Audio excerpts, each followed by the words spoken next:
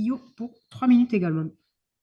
Merci, Présidente. Chers collègues, le nautisme, les flots bleus et apaisés, la Méditerranée dans son plus bel écrin, un littoral qui se découvre, se révèle sous des couleurs et des formes sans cesse renouvelées et enchanteresses.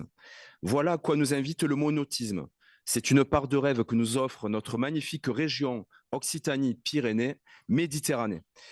Il n'en reste pas moins que le nautisme est une filière industrielle de poids pour notre région, une filière dans laquelle nous sommes même des champions dans le domaine, présents sur le podium mondial.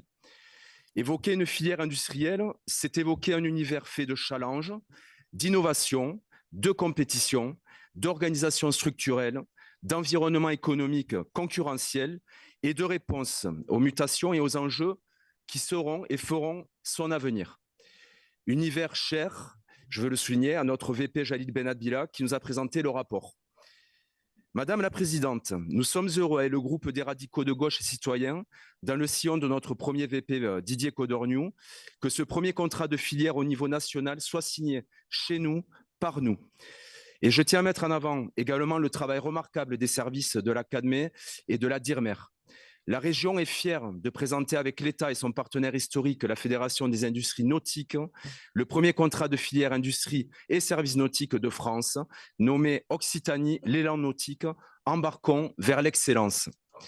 C'est une fierté parce que justement, il répond aux enjeux évoqués précédemment et surtout, il y répond de façon collective en PAC. Nous soutenons les salons, surtout le littoral, Port-Camargue, Agde, la Grande Motte et Canet-en-Roussillon. Nous assurons l'accompagnement des entreprises dans leurs projets de croissance, d'extension, d'implantation et de développement international.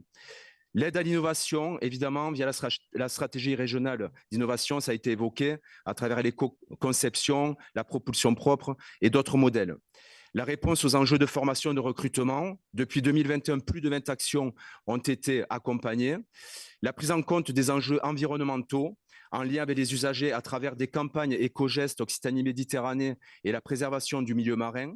Alliance Posidonia, dont nous avions déjà parlé, parce que les usagers de la mer doivent être acculturés et doivent devenir les premiers ambassadeurs de la protection des milieux.